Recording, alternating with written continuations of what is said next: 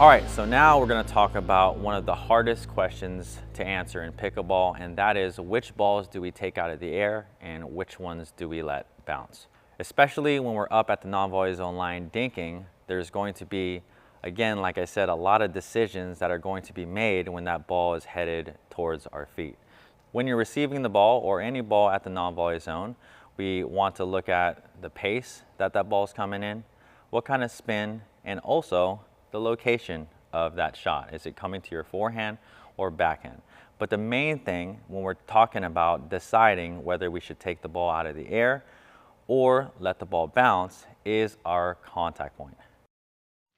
All right, so thinking about our contact point, the most important thing when we're talking about trying to take it out of the air or letting it bounce, we're gonna look at that here. So Jesse's in a good ready position. He's in a good wide balanced base, and depending on how that ball's coming over, we talked about maybe coming over a little bit faster, maybe with different kinds of spins, but the main concern is where we're contacting the ball. So if Jesse is taking a dink, like let's say somewhere here, Jesse, out here, this is going to be in his yellow zone, all right? So just really quick on the zones here, if it's anything kind of kneecap level or below, I call that more like the red zone. Obviously shin level and at shoe level is the red zone. Anything above his knees in that thigh level up to his waist is going to be in that yellow zone. So when Jesse is reaching out for a volley dink and it's in that yellow zone, he's comfortable, he could get nice and low. That's going to be a very comfortable shot and a comfortable volley dink for most players. So on this side, this is what it would look like, okay, because he is in a balanced space and he's not reaching.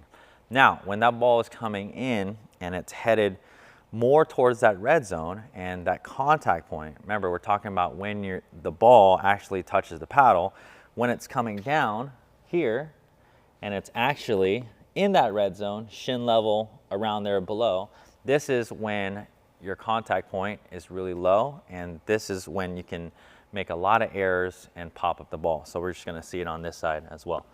So when we're that low, especially like when we're reaching, so come over here, Jesse. So I see a lot of this, right? And on this side, okay, when we're super stretched out, and one indicator that you can see here, so Jesse, I'm gonna put you like this. If you have your elbow fully extended like this and there's no bend in your elbow, that's probably a good indicator that you're reaching all the way and it's well in your red zone. So we want to try our best to avoid as many volley dinks in our red zone as possible.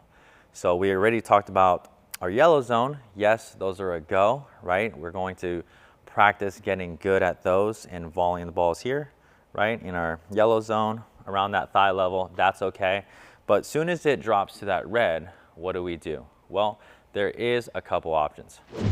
Option number one, we can not move our feet and take more of a half volley. So what that means is the ball will be coming in and then it is going to hit the ground, and right after or very quickly after it hits the ground, you will be hitting the ball as a dink.